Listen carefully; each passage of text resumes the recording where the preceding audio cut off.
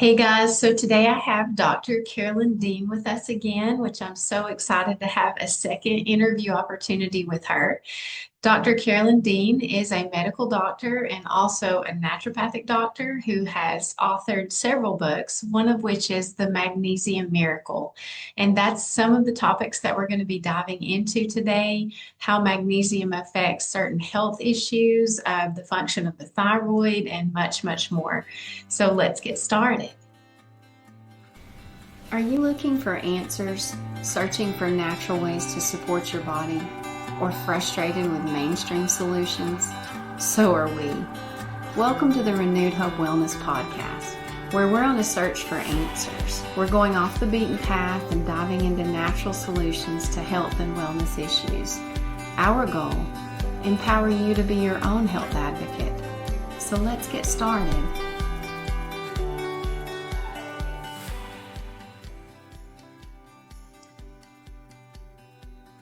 So, Carolyn, could you talk to me a little bit about the thyroid and how magnesium plays such a crucial role in that? And then also, yeah, and also, yeah, there why we're having issues of like the rise of thyroid problems. I mean, it's really getting to be where it's 1 in 3, like it's a lot.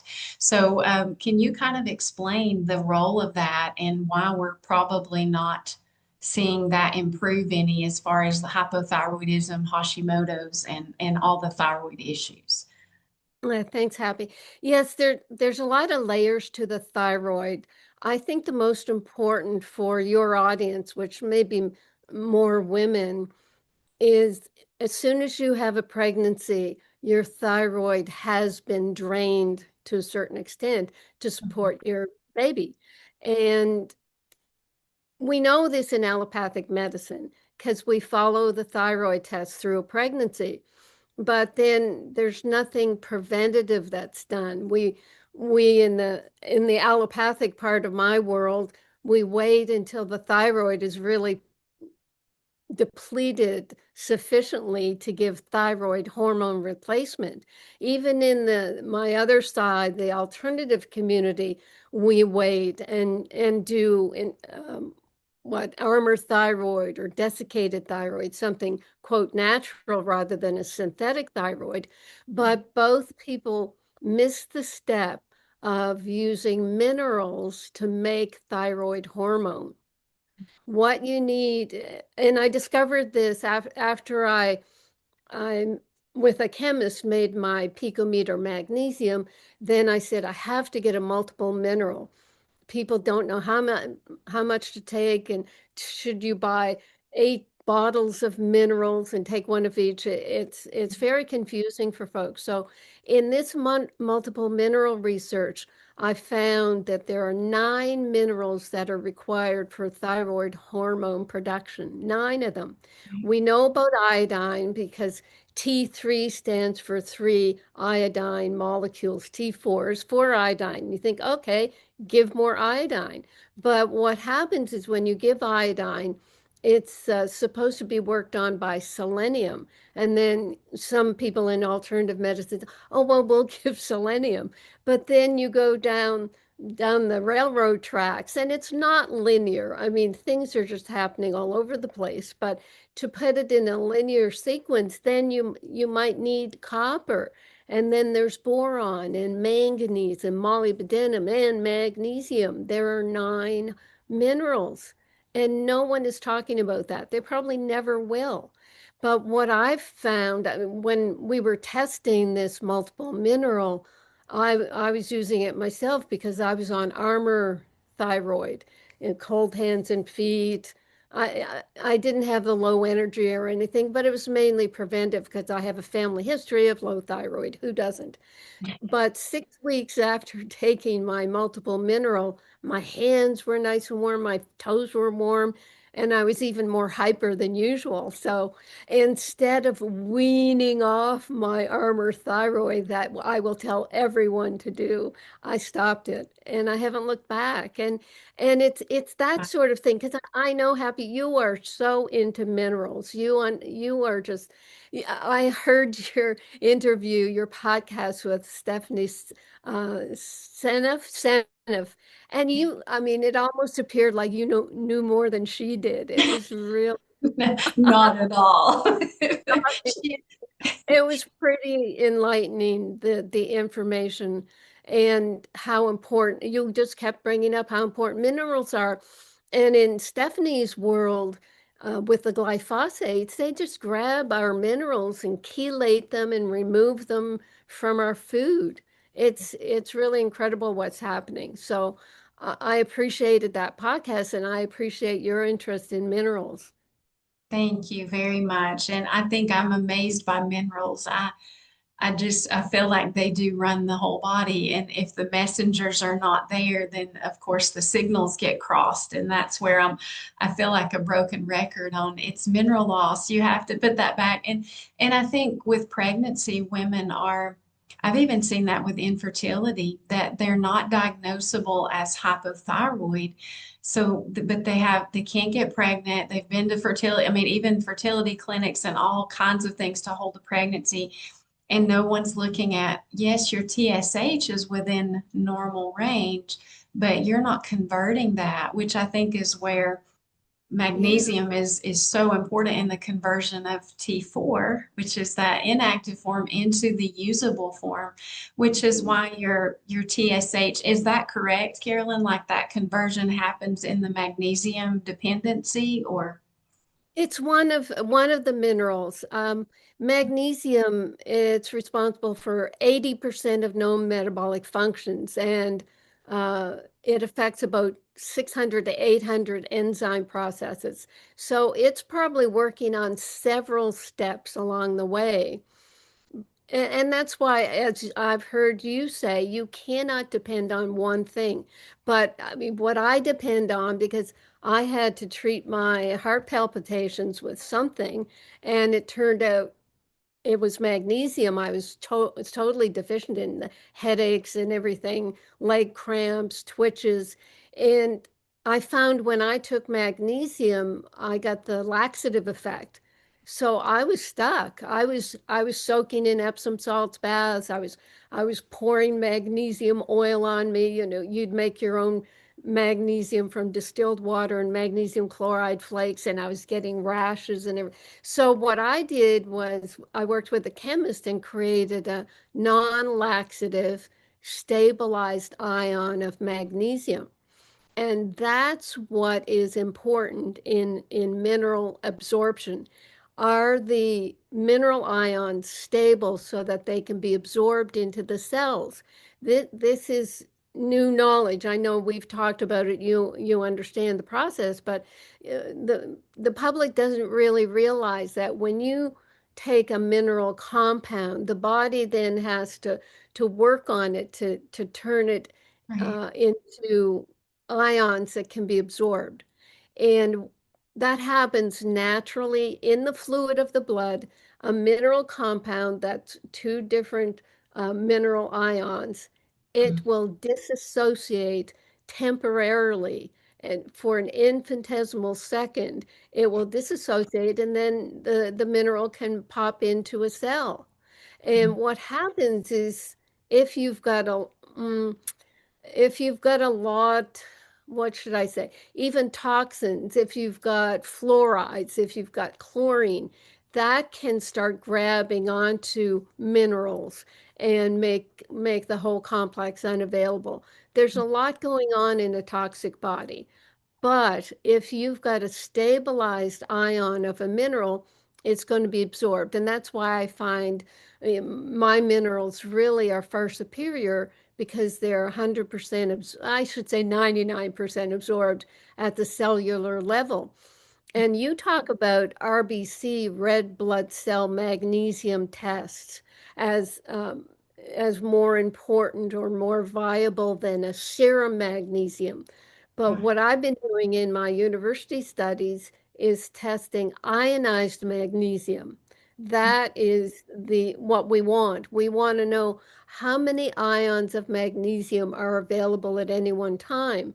And in our research, we had a group of humans. It wasn't an animal study. Humans took 300 milligrams of my magnesium, and 2 hours later, we had a blood test, and the ionized magnesium test, an IMAG test, showed a high level of magnesium in the test, in the blood test.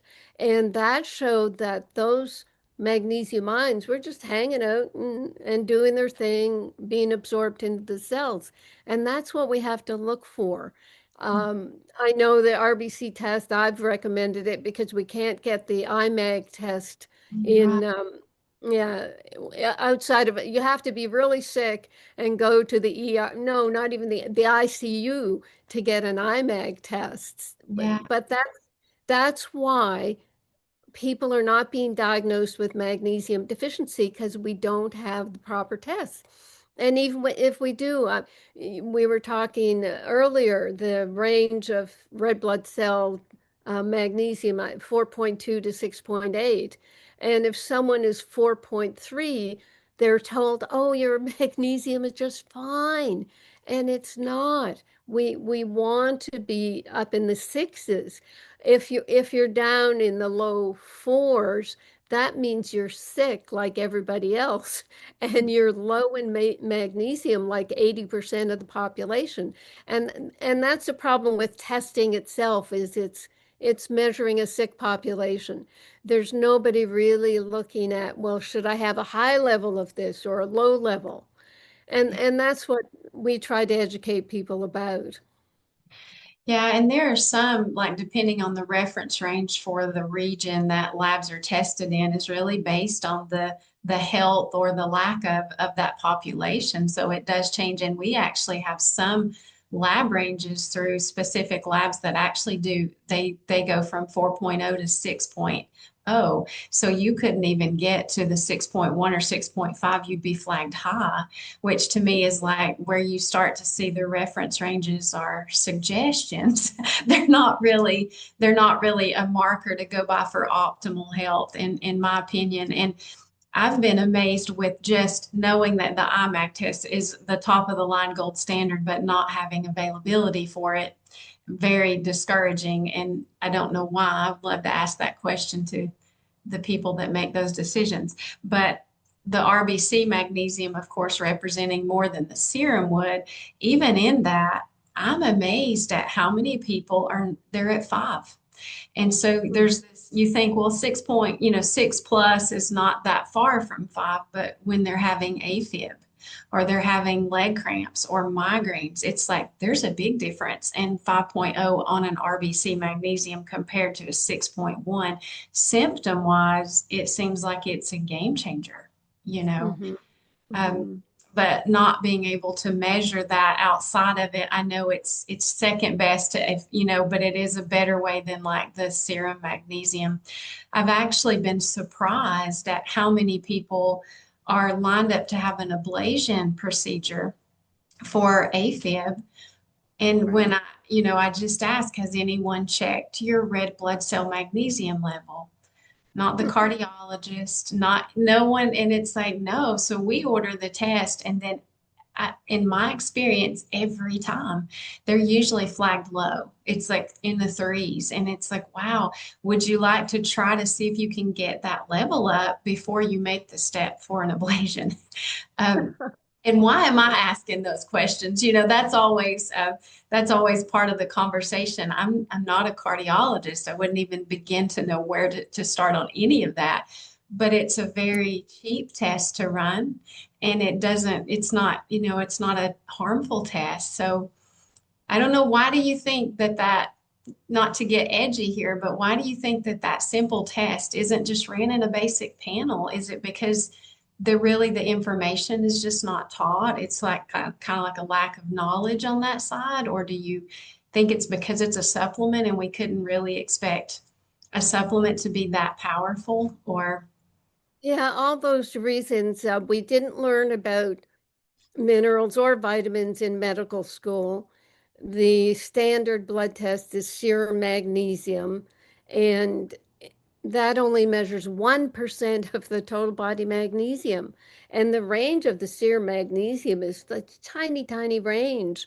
And what happens there is it stays in that range. So doctors get the impression, well, it always tests normal. So why even test it? It doesn't even appear on an electrolyte panel. So they've put serum magnesium, they've just put magnesium out of their mind. And yet if they turn the corner into the obstetrics unit, they see people who put up IV drips for eclampsia and the eclampsia symptoms of seizures, high blood pressure, and fluid retention, and they see magnesium create miracles. Yeah. So they're not thinking so that this what happens with the serum magnesium, why it stays in that range is because it is so darn crucial that when it goes low, then the body pulls magnesium out of bones and muscles to keep it in the range that will keep the heart beating properly. I mean, that's what's happening. And then, the RBC magnesium test, it probably requires different equipment or whatever. That's what we're running into with the IMAG test, the ionized magnesium test. Is, oh, well, we don't have the machinery to do it, and then they just don't bother. And it's really, I mean, it's killing people not knowing what their magnesium is. Yeah, and recently I had a client that came in and she had had an AFib situation. Her blood pressure had went up, couldn't regulate, dropping, spiking. And then she said, actually, I said, what did they do in the ER? And she said, I felt so much better with whatever they gave me in that IV. And I said it was magnesium. And she was like amazed at that. I said that they know how important it is. That's a known fact because with preeclampsia, like you have this whole process. But until you're in an emergency situation, it's like, oh, that couldn't be it. And I can't tell you how many people bring their labs in and they're like, it's not my magnesium. My magnesium's not low. Well, in that 1%, tightly regulated, no, you're right. That 1% is good. We're good there. But it's just, I think being able to understand that we find what we're looking for. And that's kind of like sometimes we're just not looking. And that I think the body's like, I really just need this. I just need help. I need a little bit of help on that side.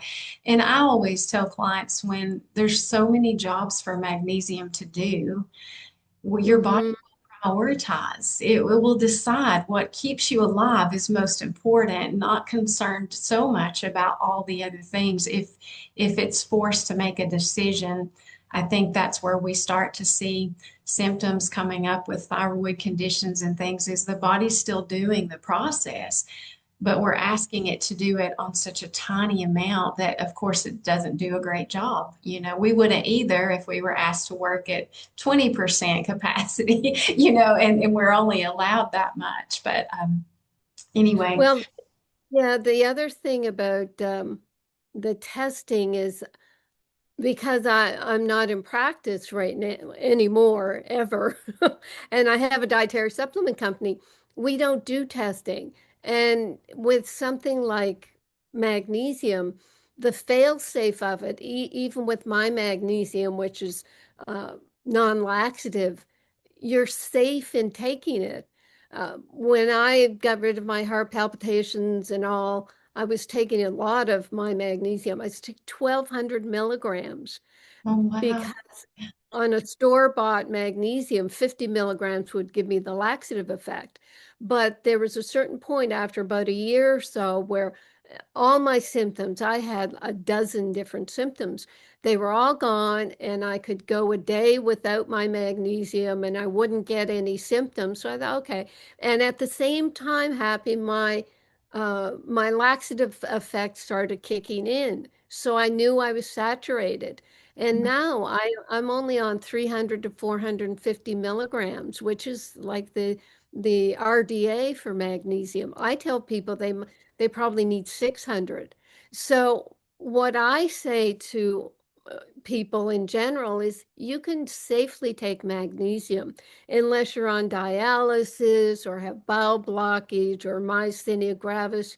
There are only 3 or 4 contraindications to taking magnesium, and even those are suspect because what they're giving people is the compound magnesium compounds, and they aren't giving them the ionized magnesium, which is what the body's looking for. And also, I'm sure you've noticed magnesium it's just so popular now. It's just, through the roof. Everybody I talk to, oh yeah, I'm taking magnesium. They've all heard about it, but they're taking ones that have a lot of marketing pushing them. Oh, you have to take this magnesium because it has 7 different forms of magnesium. Well, all those forms, the body has to separate them and take out the magnesium and use it. If you're trying to treat really bad magnesium deficiency, you want magnesium. You don't really want the compound where there may be 50 milligrams of magnesium and then 500 of the chloride or the oxide or the glycinate. You want the magnesium. So it's very frustrating when people say, well, I'm taking magnesium and it's not really helping. Well, it may not be helping because you're really not getting that much magnesium. In this, the magnesium L-threonine, or threonate, I should say, they did such an incredible job marketing. They made everybody think it's the only magnesium that can get across the blood-brain barrier. And when you look at the label, it says magnesium L-threonate, 2,000 milligrams, and you think, wow, I'm really getting a lot of magnesium.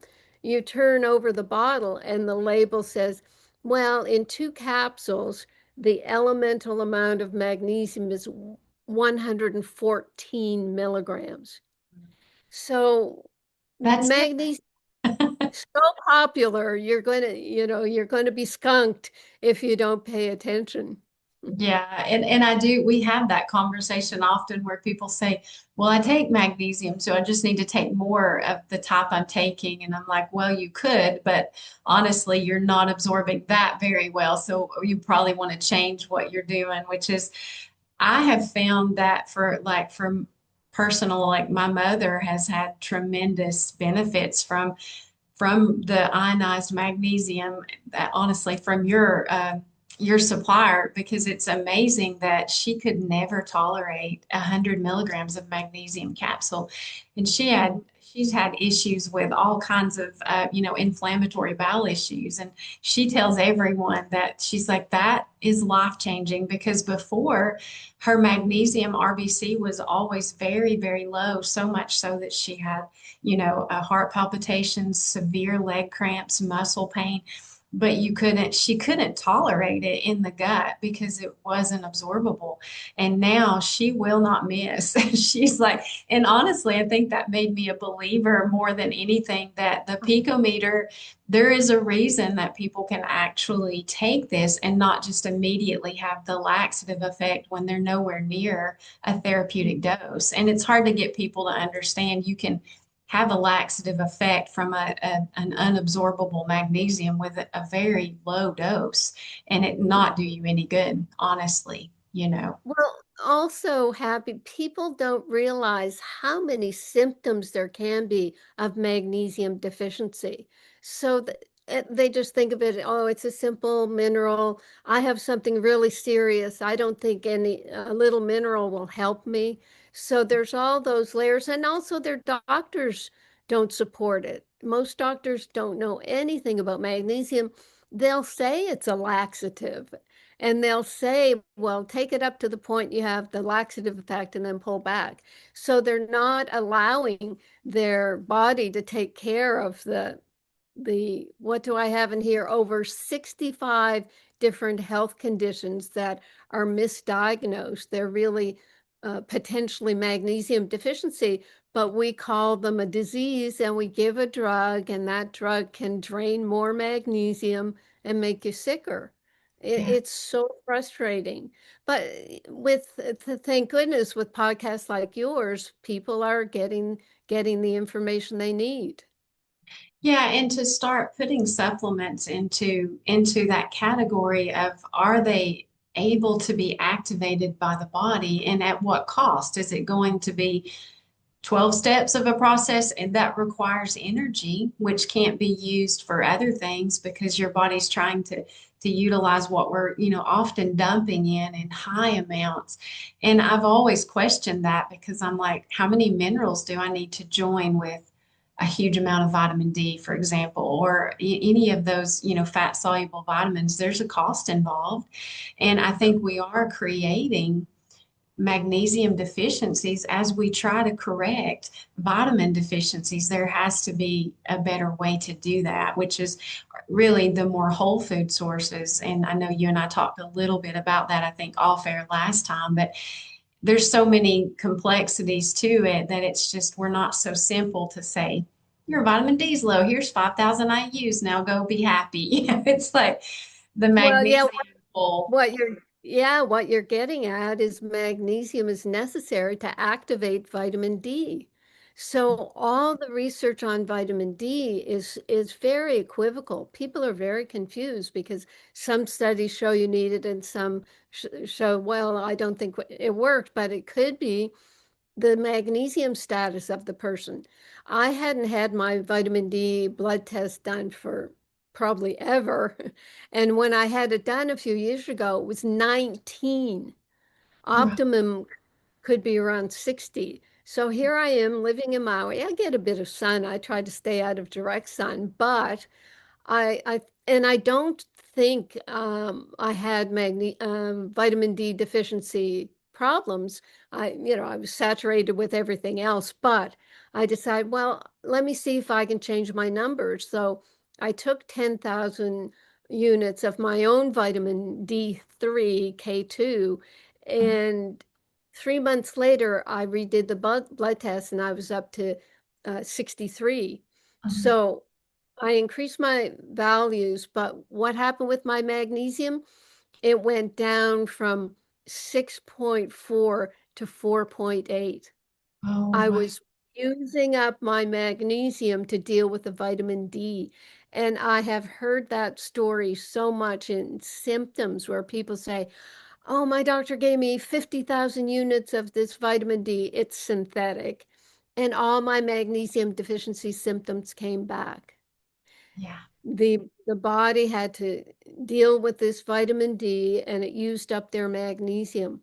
So what I've done in my programs and protocols, because I've been at this for over 50 years, and I realized that the amount people need, the form, it's all about absorption. So what I've done is try to create formulas that are low potency, food-based, organic, picometer, so that it takes the guesswork out, because people just don't have time to do the research anymore.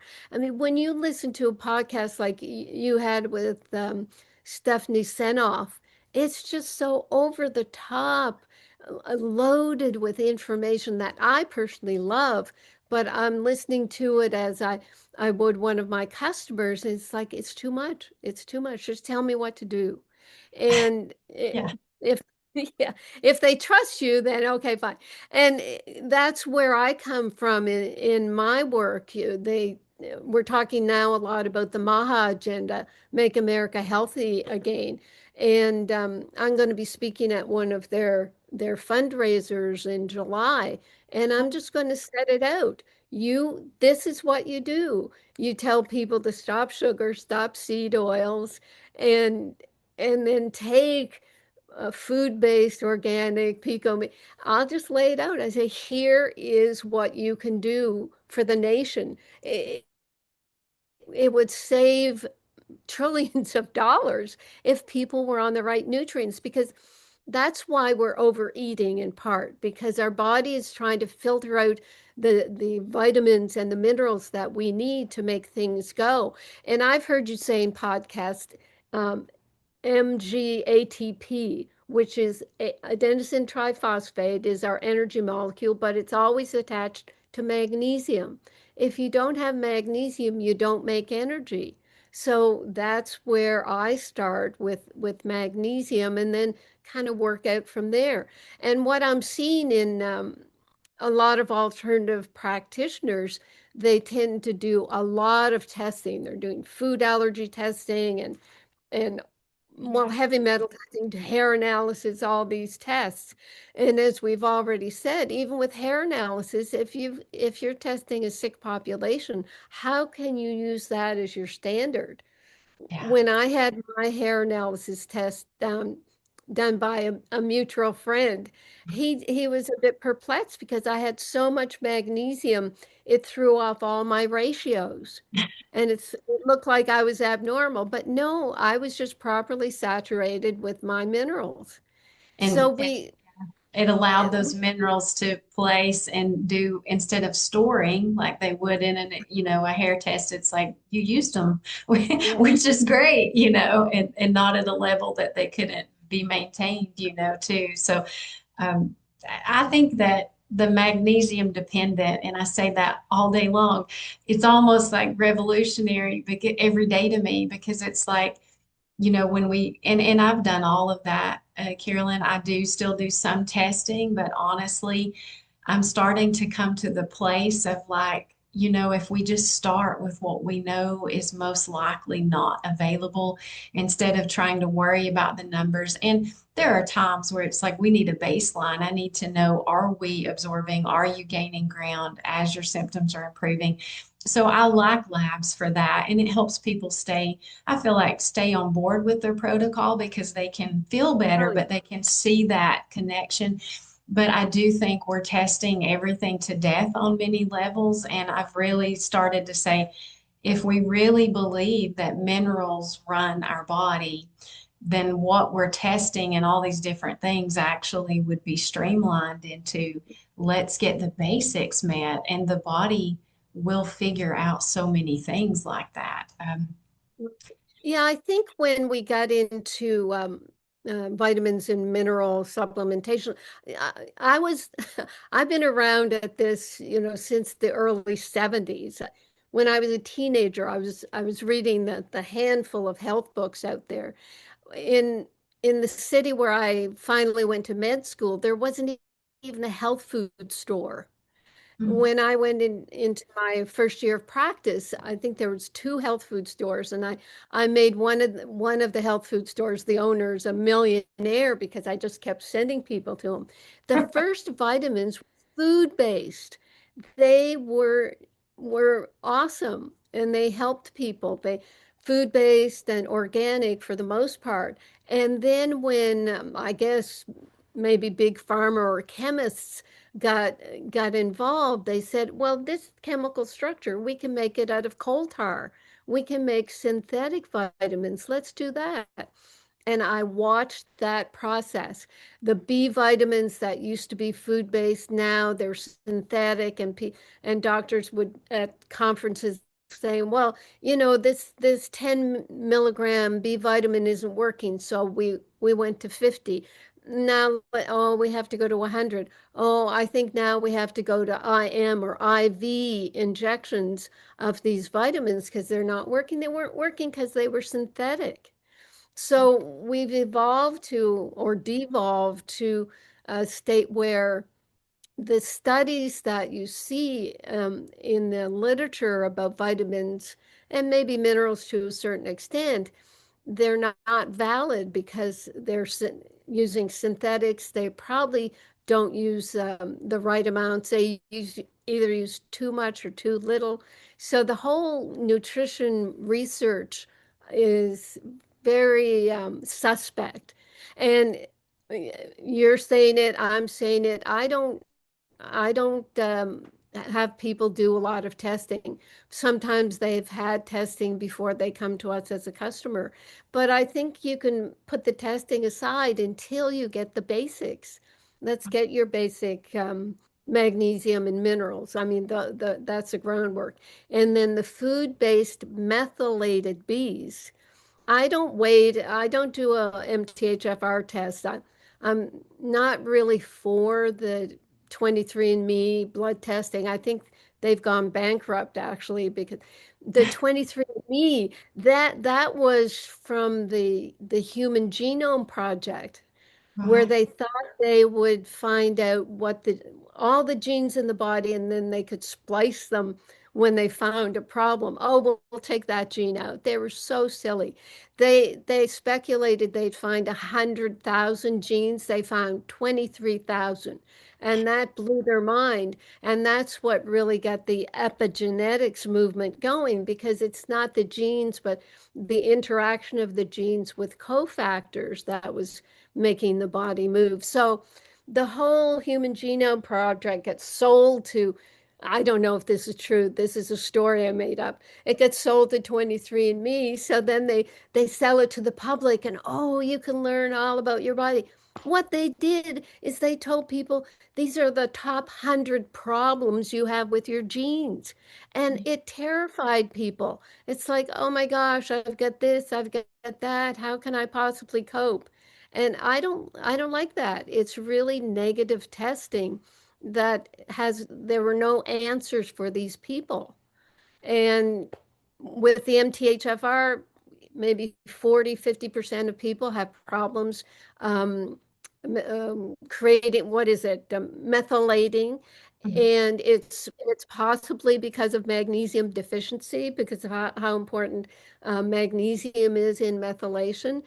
And they say it's such a problem, and they give high doses of synthetic folic acid, which isn't even a good methyl. Um, Maybe they're giving some B12.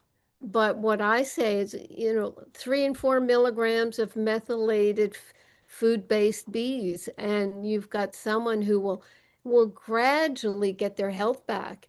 See, what happens as well is when medical doctors got involved with naturopathic medicine, they went with high potencies. Like I mentioned, the 50,000 units of vitamin D2. I mean, you don't have to do that. You give the, you can even just give the body some sun and it will improve their vitamin D levels. So we've got, the overtaking of our bodies by allopathic medicine, who then they left their private practices to join HMO clinics and be paid like a servant of the corporation, so that they just have their 7-minute appointment with a patient, give out a prescription, and then take the next one. Medicine has devolved. I'm so glad I'm not in a private practice, although I still carry my California license. And why I do that, Happy, is so that I can do my continuing medical education credits to get my license. And it just every year it gets worse and worse and worse.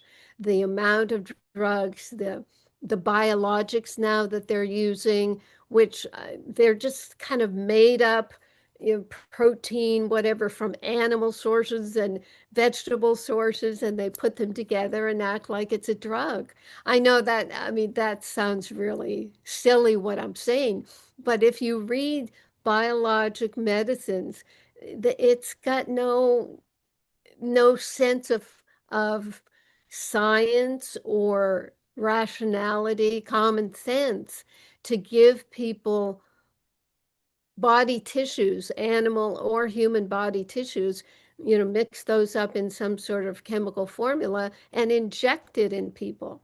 And the injections, that's a big part of the new medicine because they're more expensive. You and Stephanie Seneff talked about Wegovy, the Ozempic, and all that. You know what? The main horrible thing that I found out that it's doing? It circumvents the vagus nerve. Oh, It, the factors in the stomach that tell the brain that you're full and all the rest of it, the GLP-1 inhibitors. Well, when you take that as an injection, it goes right to the brain. The message is supposed to go up through the vagus nerve. And when the vagus nerve get that information, then a lot of problems of vagus nerve insufficiency build up. Check that out. It's another thing that will blow your mind. So this information goes to the brain, tells you, oh, I'm full. Actually, I'm nauseous. Actually, I think I have to vomit. I can't stand the sight of food. That's what Ozempic is doing. It is creating medical anorexia bulimia. Yeah. That's what it's doing. And that's your weight loss miracle. Yeah, at the expense of, I mean, with that messaging, which makes total sense that you say that, you get the gut dysbiosis and you're getting the gastroparesis, like the lack of motility, because there's no process that's happening. It's been shut off at the tap, so to speak. And so the whole vagal nerve stimulation to process the food you didn't eat, all those things aren't happening. And it's frightening, honestly, that I think that that is out there and that people are really establishing the risk factors as they take it. And I think that that is criminal, honestly. I think that it definitely is not something that needs to be entered into lightly. And of course, that's a whole nother conversation. But what is it doing to, if you're not intaking nutrition because your brain says you're not hungry and you're even repulsed by food, where are your nutrients coming from? Because we're getting food that's so nutrient depleted if we're even eating it. I mean, you're Yes. talking 5 times the amount for nutrient value from 5-to-1 ratio now. And then you have not eating at all. So it's like, what is that doing with your minerals? Because we do have a bank account of sorts with our minerals, and hopefully we're putting deposits back in. But when we limit even that, I think it's scary what it can lead to. And I think the long view is not really being looked at all because it does, everything comes with a cost. Synthetic vitamins, yeah, it's a great idea. We isolated what we think or what they think is the powerful component in a food. And then you separate it out, and the food had the components to digest it and break it down. And when you remove that, you do not even have the same.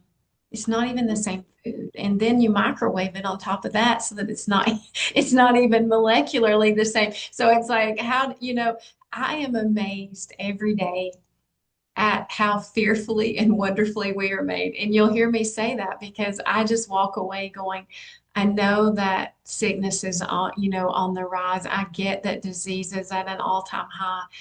But if we could appreciate and just have gratitude for a few moments every day of what these bodies are pushing through and that we're still here, and it's amazing. Well, here's something that you will love. Um, when I was writing one of my last books, I just have so much going on. It was about mental health, guideline to mental health. I looked back at the Candace Pert work. Do you recall that name? Candace Pert, she wrote a book called The Molecules of Emotion. She was a PhD researcher, and she was the first person to isolate opioid receptors. And she isolated GABA receptors and Okay. found all this important information about how our bodies have receptors for creating neurotransmitters that give us our emotions. And she said that our receptors for GABA, for example, are from head to toe. They're not just in our brain. And these receptors are responsive to your emotions. If you are joyful, you will open up your receptors and create more neurotransmitters that are joyful. If you're sad or depressed, you'll kind of shut them down and you won't have that the GABA um, surge. Right. What allopathic medicine did with that information is they created SSRI antidepressants. They said, "Oh, we can manipulate these receptors. Yahoo! Let's go." And it really crushed Candace. She thought it was just horrible because she or one of her supporters said she proved that we can build bliss. Oh, Isn't that beautiful? We can create, build, we can facilitate our own bliss by our own emotions, like you said, appreciation. When I walk on, I live in Maui, I'm so blessed. When I walk on the beach most mornings, I say I collect smiles. You walk along, and if you look over at someone and smile, they will smile back. They will, unless they're on their, the silly Gen Zs on their phones, but you can collect smiles. And in Maui, it is, I was teasing people on my radio show on Monday. I have a weekly radio show. And I said, it's so friendly in Maui. You could go up to someone and start talking to them, and within a couple of minutes, they're giving you a hug.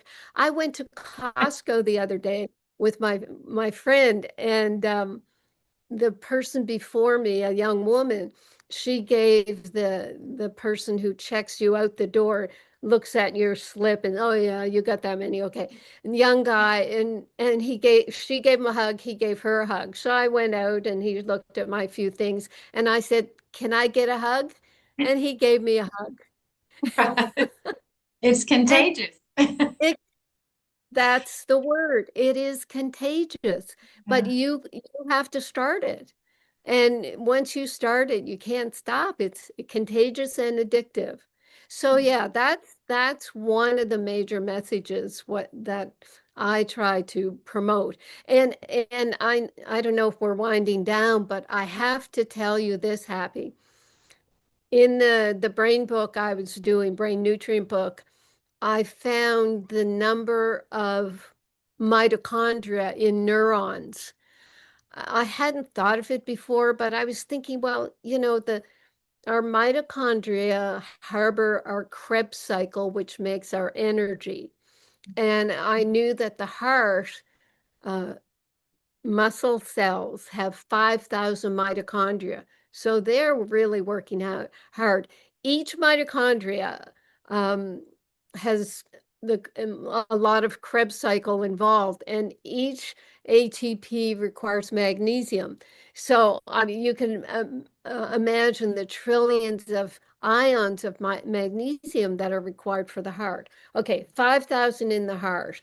In the brain, each neuron has 2 million mitochondria.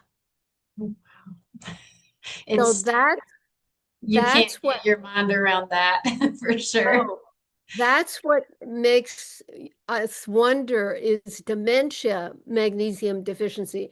Is Parkinson's related to magnesium deficiency? What about Alzheimer's? These these neurons are desperate for magnesium. And they're not, I mean, you think of these poor people in nursing homes. I can't even get the family of these people in nursing home, they can't even give my magnesium or my minerals to their family. So here's what I do, because I have a magnesium lotion and a thicker magnesium balm. I say, put that lotion in a nice hand cream bottle and tell the nurses, oh, you can put it on, or your family member can put it on themselves, and they're getting magnesium. That's how you can help. Yeah, that and you have to be creative like that because the food quality, I mean, there's just so many factors where you're like, how could you feel better? How could you heal? It's almost a setup for failure, honestly. That and that in that, as far as like the forms of magnesium, the forms of the minerals that you have, these are all picometer, right? So like absorption wise, of course, transdermally, if someone can't do the liquid, but that's what, like for the audience, the reason yours is different is that these ions are actually small enough to get into absorption and not have to have the body try to figure out how do we use this thing that's been put in the body. Right. And for people who are very sensitive, because in your practice, I'm sure you get people who you have to test. You know, that person that was going for an ablation, you had to prove to them that, well, you could use this magnesium, do a little experiment and see if you're better. You get people who probably are so scared of taking anything. You can tell them, okay, well, spray a little bit of this on your arm. The multiple mineral, spray a little bit on your neck. It will be absorbed and they will start feeling it. Right, I had a bit of an ankle sprain, so I started soaking in my magnesium and then putting my magnesium balm on it and just putting a sock on and going to bed. Boom. I've got my healing going on. Yeah, and I think just being able to know the role that magnesium plays in ATP production and how medications, and I think we touched on that. It's always amazing when I say to clients that all of your pharmaceuticals are magnesium dependent, meaning that they require that to be activated, even their drugs that are being put in, the Yeah. scale of that. And so it isn't any wonder to me. And I think in your the Magnesium Miracle, which I know you have revised that, and I want to get that copy. I meant to do that last time and you showed it again. And I thought yes, that's the one I have that kind of started my journey on that. And then is this one the kind of the newest revision, Carol? Okay. Yeah. So, and we'll Yeah. definitely put those Look in the at this. This ended up being 600 pages in the last edition. You can People just don't have time to read that. link. This one is it's a couple hundred pages, but it's big print, Yeah, and right. and it's laid out. I put my comb at atrial fibrillation. This is number 9 of 65 different conditions. So people can go through and look at, oh, atherosclerosis, that's related to magnesium, anxiety, chronic fatigue, diabetes. Oh my goodness, fatigue, headaches. Yeah. Yeah, you've told me about a 3-year-old who had migraines from, well, a 28-year-old patient who had migraines since she was 3 years old. That is horrible. And using the picometer magnesium, she dropped her level of migraines Oh, precipitously.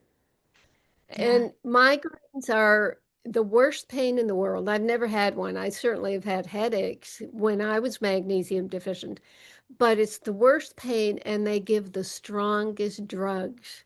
And the side effects from the drugs are sometimes just crippling.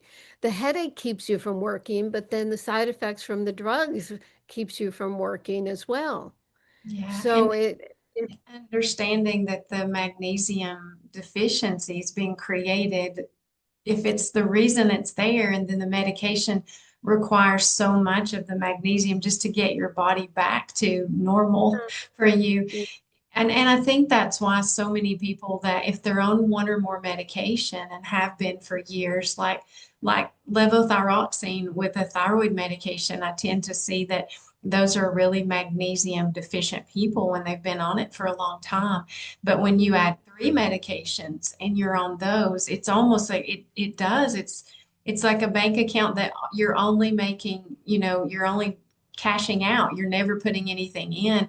And then we have people that by the time they get in their 50s now, the fatigue is so bad. And it's like, well, Mhm. can you make energy in the cell? That's the real question. And if you can't, then what does it take to make energy? And let's make sure that we bring that availability instead of chasing the pathogens, we strengthen the person. And I think Right. that is an amazing approach, but it takes some time. And I think that when people are a little burned out with all the things they've tried that didn't work, it's hard to hold on. But I've found that replenishing with these actually happens a lot faster than you would expect, much more so than with capsule dosing that I've done in the past. Um, Right. It's the liquid part of it is important. And what I also find happy is I don't tell people to stop doing anything that they're doing. Don't stop your drugs. You stay on your diet, because that you start at that at a certain level and you add, say, the picometer magnesium. And then as you get energy and as your body starts detoxing, because that will happen, you'll feel better.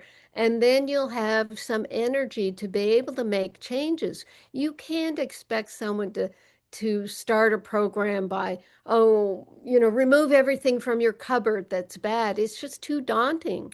Yeah. So I find that if people can get their energy back a little bit and get their sleep back, because the magnesium is going to relax your muscles and let you drift into a deeper sleep so you don't wake up already all nervous and twitchy. So I think that's important with the people we're dealing with now. There are a lot of chronically ill and sick people, and with what we went through in the COVID years, and either getting COVID and getting that genetically engineered spike protein in COVID itself, or the spike protein in the jab, where everybody is suffering. Everybody. We've all got this extra toxicity in us. And what we can depend on is making our cells healthy to reject these foreign bodies. You and Stephanie were talking about the glyphosate and how maybe the humic fulvic um, supplements could help pull out these toxins. I think they can pull out glyphosate, they can pull out plastics, I'm sure, and they can pull out other toxicity in the body, maybe the spike protein. And the humic fulvic, I work with that in my yeast protocol.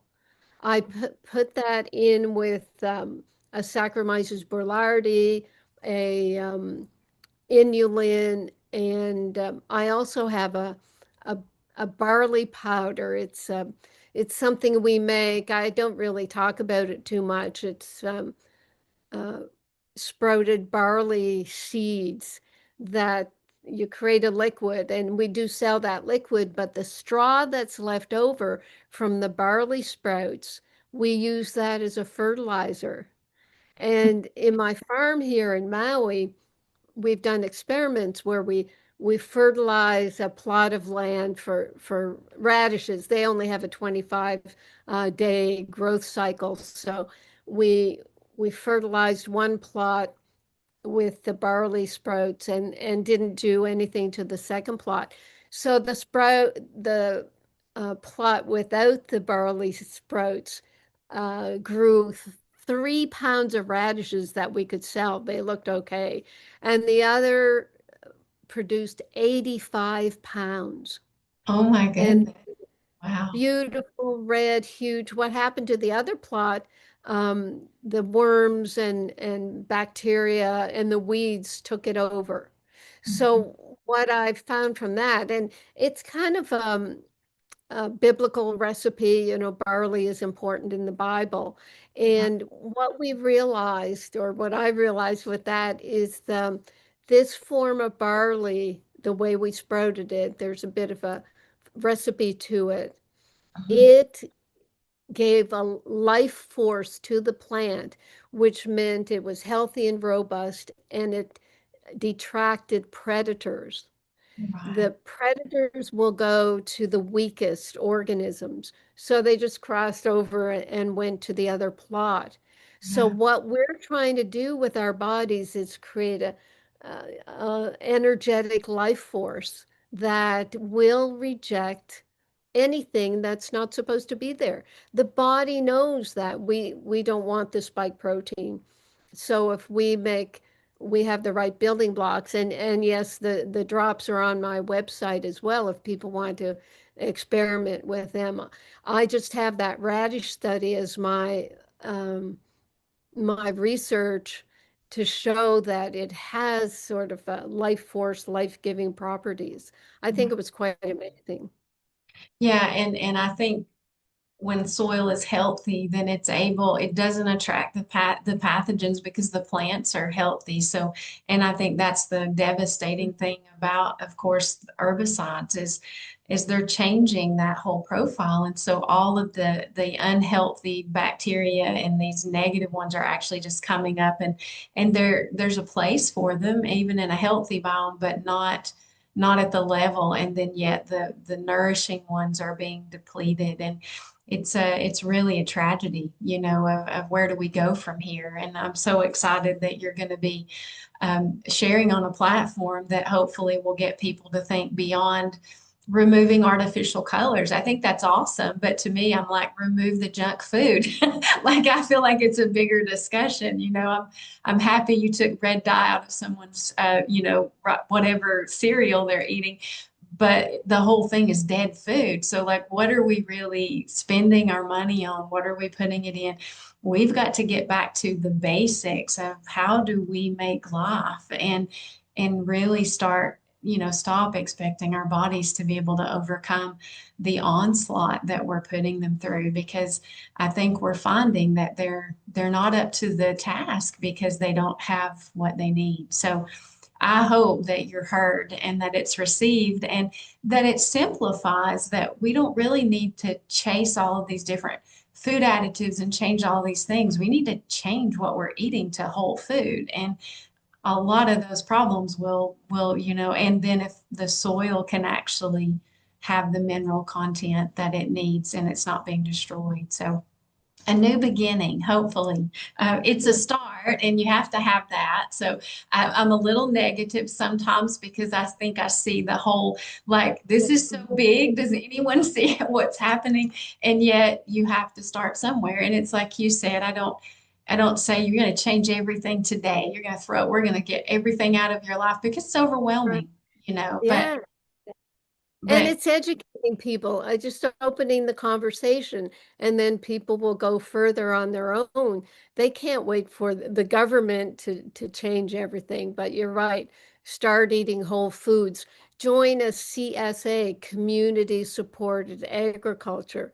You right. can have membership in an organic farm, and there's a system. I worked with it in New York and on City Island when I was in the Bronx. And it's amazing. You contract with a farm to bring produce for however many members. We needed about 30 members, and you get this big box of food every week through Yeah. the harvesting season. And you have to do that to support organic farming, for one thing, and to support your own health. Yeah, and it's making those changes. And I actually did. I actually organized a CSA, and we did that because for a while we were growing lettuces and greens and things like that in our high tunnel.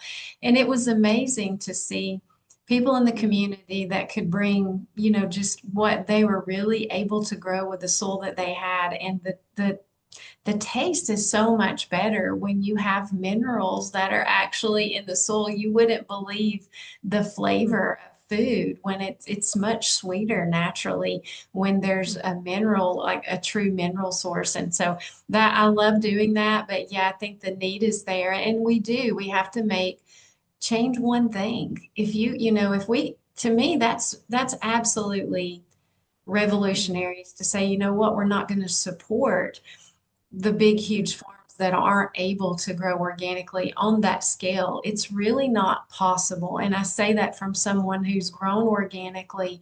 The work that goes into a crop, it's not scalable at this point unless there's small farms that can do it and do it well. And if you can support them, then you're not trying to feed the masses, you're feeding the people in your community. And I think that's what we used to do, and people were much healthier then. And I think one of the greatest, things I like for people to say is, I eat the food I grow. That speaks volumes evidence to me if you care anything about your health, and that, you can actually know who cares about what they're doing. So little changes make a huge difference. And honestly, if we could just go to single ingredient foods, just a whole food, I think we would see a huge change in our health, that we wouldn't have to wait for the government to issue and hand down. It's not their job. I mean, there's other things that are theirs in that profile, but it's my job and your job to say this is our body, and we're responsible to do what we need to do to take care of ourselves. And something that I say to people often is, it's not your doctor's job to heal you. It never has been. Your body has all the tools that it needs. And if you want to manage a disease, then yeah, there's that. But don't expect that. It's your responsibility. We're the CEO of our own health. And that's powerful. And it shouldn't be overwhelming. It's like we actually do have control, that we often feel like we don't have. Well, I know you have to go. I could literally talk to you forever. So I'm gonna wrap it up though. But I would ask really quick, Carolyn, and if you can't do it quickly, it's fine. Could you just share a little bit about your take on the rise in osteoporosis and osteopenia, and how we're told that we should take calcium and vitamin D, and that's going to solve everything? And I know you have something on your side. I think I get a little annoyed with that whole like simplifying it to that level, and also seeing that it doesn't help at all to do just those two isolated things. So could you share a little bit about what, just with magnesium and how important it is to be in that profile for building osteoblast and actually maintaining bone? Yes, yes. Just yesterday, actually, I taped a webinar that'll go out soon. We'll give you the link, a webinar on osteoporosis. What's happening with allopathic medicine is because they want to make a lot of money off of testing, they make every woman over 45, 50 to get a DEXA scan in Yeah. one of these dual photon, whatever x-rays. It's x-raying certain parts of your bones so they can tell you that you have osteopenia and osteoporosis. And they will tell most people, here I'm 76, and they compare my bones to someone who's 30. They're going to be different. I'm going to lose something. We do get a little shorter, heaven forbid. So they are starting off giving you, they know it's going to be a negative result because you're not going to have the bones of a 30-year-old. And what does that do? It scares the bejesus out of people. It really makes them feel less than. Right. What can I do about it? And then they want to sell you the bone drugs. And these bone drugs like Fosamax, what do?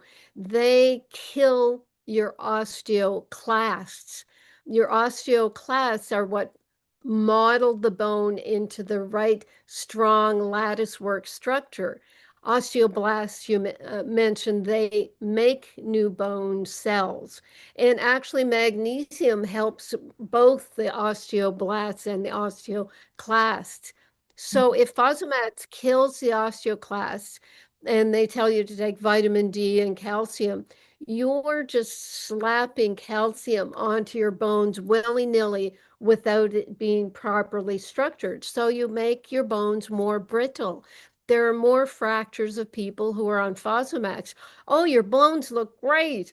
Yeah, they look dense, but they're not going to work properly. If you fall down, you're going to break something.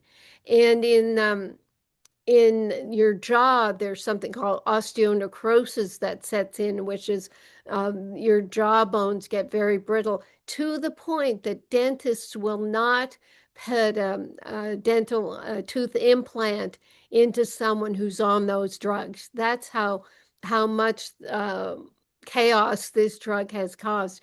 Just 2 days ago in the pool before I was taping my webinar, there were 3 women there, and they all start, oh yeah, I had a DEXA test. They said that I have osteopenia. I'm almost in osteoporosis. Oh yeah, I took Fosamax and it made me so sick I had to stop it. And, oh yeah, my husband took Fosamax and he had to draw an osteonecrosis. What's going on? And they're not telling people that the soft tissue matrix on which the minerals deposit is made of collagen and elastin, which requires vitamin C and magnesium in order to produce that soft tissue. How they decided that calcium was the one drug they would give people was they burned bone, and in the ash, they found a lot of calcium.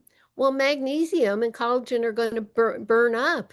They're not going to be a solid substance that's left after you burn. So that's where they start saying, oh, you have to take calcium. And studies out of New Zealand, Dr. Boland, Bolland, he had over half a dozen studies that found that even just taking calcium supplements created a higher incidence of heart disease in women.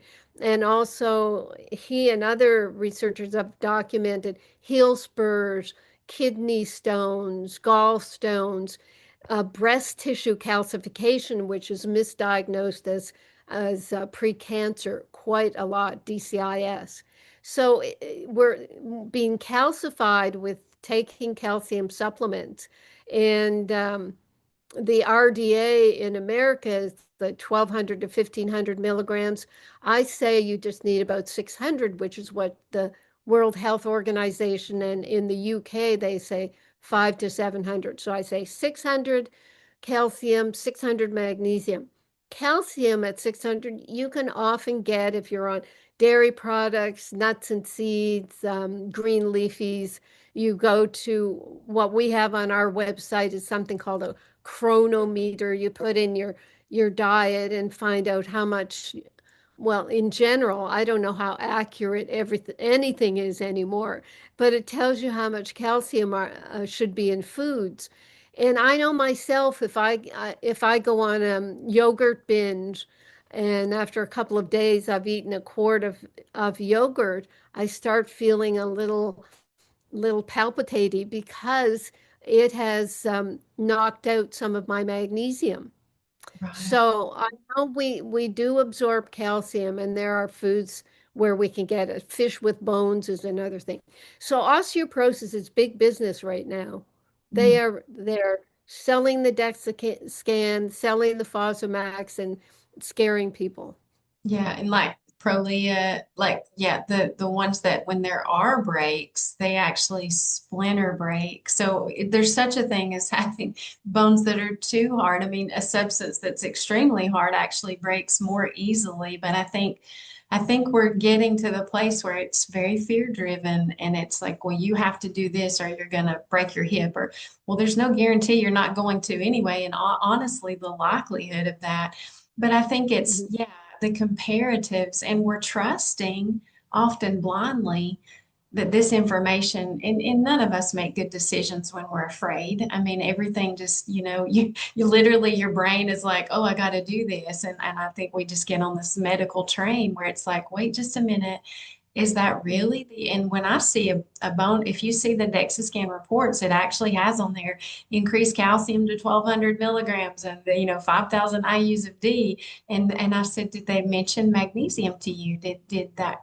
No. And I'm like, oh, wow. So let's create a heart attack. Like, that's what it feels like. And I'm just like, why overlook something so that seems to go? I mean, all the minerals are paired so beautifully, calcium, magnesium, sodium, potassium, like this inner working relationship that is a dance. And when that doesn't, when you take out your dance partner, you can do all the same moves, but it's not going to look very pretty, and I think that's a lot of what we're doing is really motivating people by fear when we really need to have a health model, not a disease model. And I think that would shift the whole country, which I think we are now 50th in the world for curative treatment and number one in cost.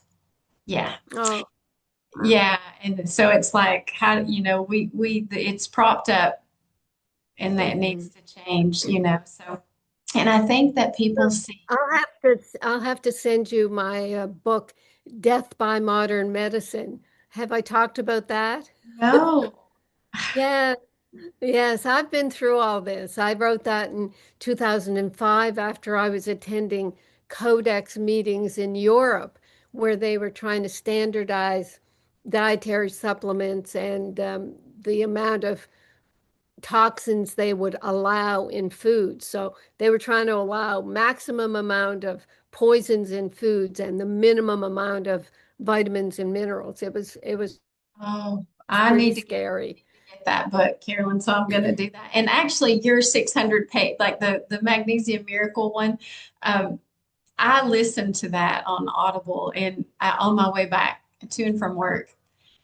There was not one moment that I was not like absolutely like, what in the world? Like all this information, I didn't find it a lot at all. But I know sometimes people are like, just tell me what to do. But there's a small amount of people, and I think our audience is a lot of them that's like, I want to know why. Tell me why, and then tell me what to do. And that book is amazing. But everyone really needs to go onto the RnA Reset site, and actually we'll link that, of course, in the show notes, and they will be able to access your books on there as well. Carolyn, is that something that is in the shopping part of the website? I have to separate my educational site from the store site. RNAReset.com is where my products are, but the FDA won't let me say that. I haven't even said the name of my formulas because they won't let me say that my formulas can help people, which is very sick. And the educational site is drcarolyndean.com.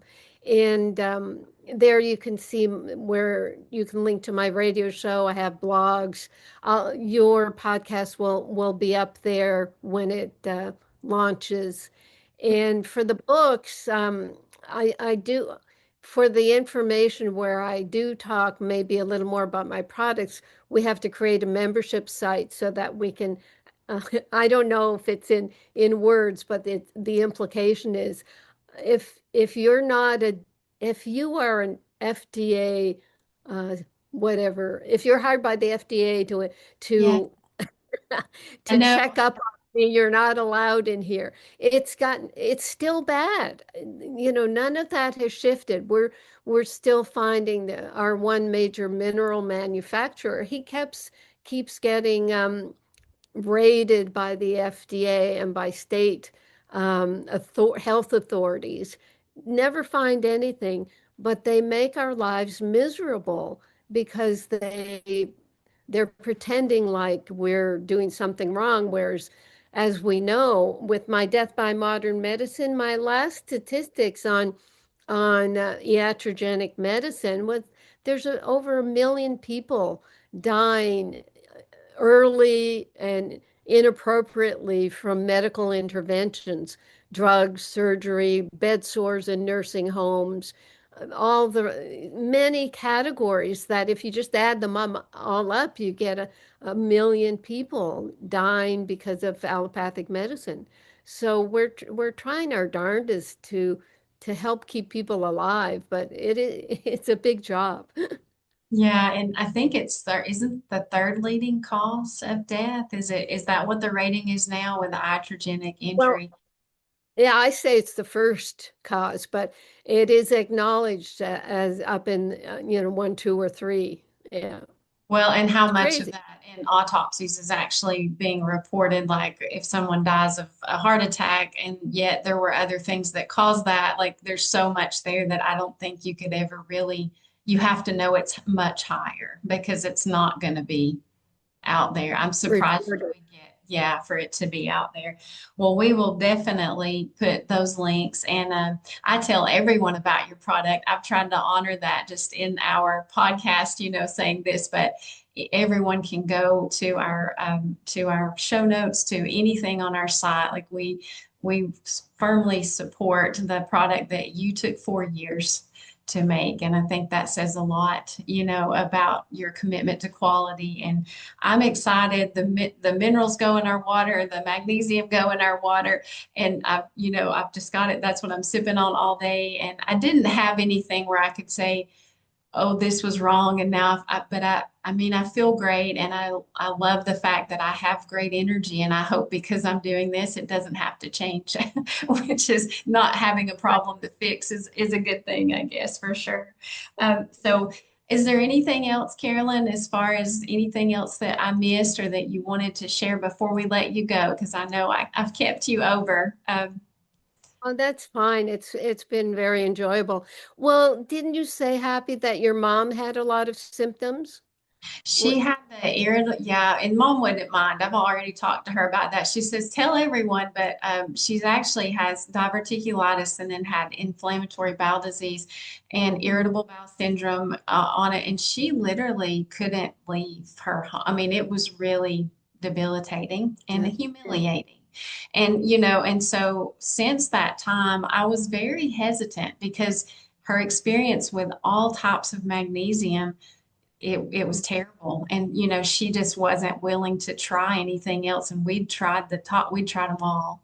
And it took 2.5 weeks. And my mom actually called me and I said, what have you done today? What have you been doing? We talk every day. And she said, or every weekday at least. And she said, I've been to town. And she talked about going with her friend. And I said, well, that's good. Did you do okay? And she said, I do not miss a day of that, she said, because I don't have to go to the bathroom when I'm out. It changed the quality of her life. And at 70 years old, something she's dealt with for really about 30 years. And so I got so excited about that. And she actually said that she's to the place now where she can miss a day, but for a little while, if she missed a day, it would be right back.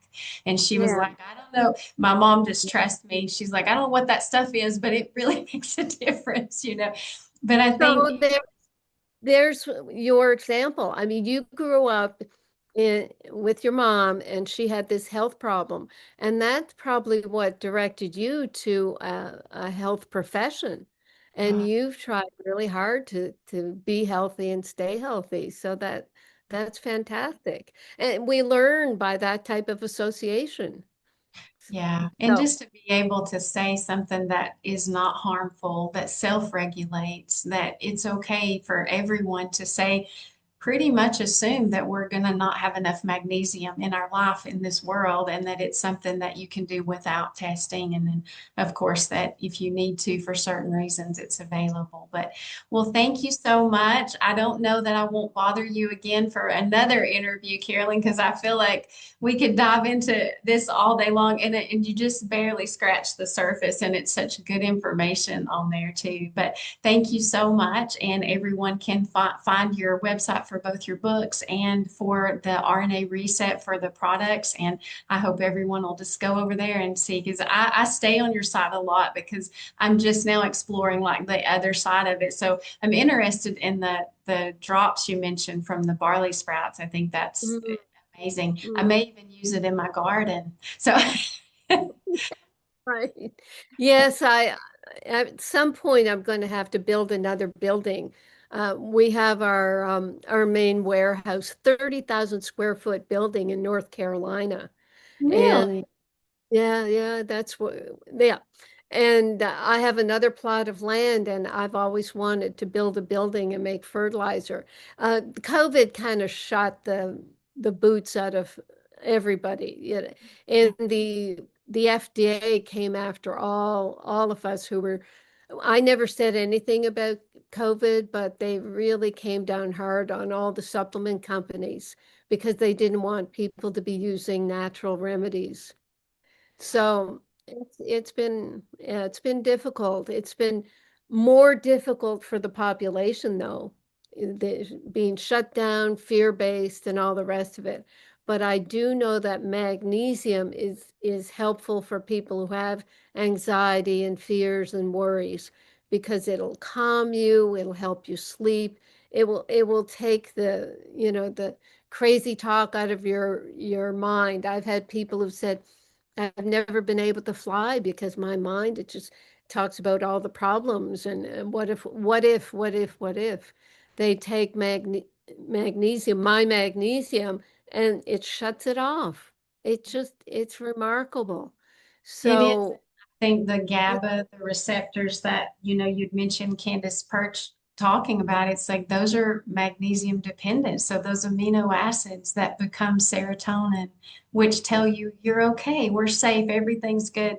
When you don't have that ability, you don't get that message, which is why it's so tragic that they took that information and tried to substitute in the serotonin instead of trying to work from the top down.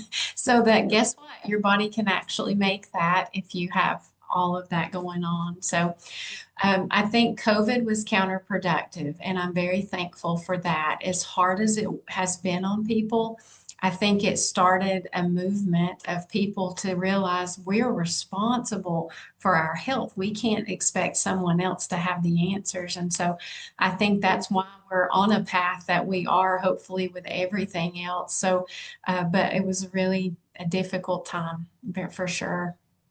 mhm, mhm. Well, thank you so much. Thank you so much. You're doing great work, and I really appreciate it. So, all the best. And I don't think my hearts are working today. I tried it earlier today. There's something in the new computers where you can do a heart, and all these red hearts come out. Oh, So, really? Oh, yeah. I don't even know that. You're way ahead of me, Carolyn. I do good to get on here and do a recording and not botch it. So anyway, technology is not my thing for sure. Thank you so much. thank you. Bye-bye.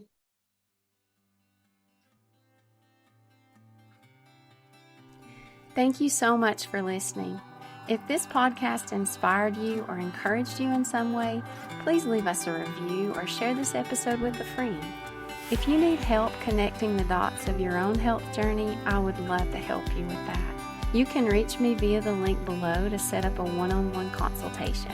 You can also connect with us by joining our free Facebook community, which is linked below, or at healthywithhappyspurling.com. Until next time.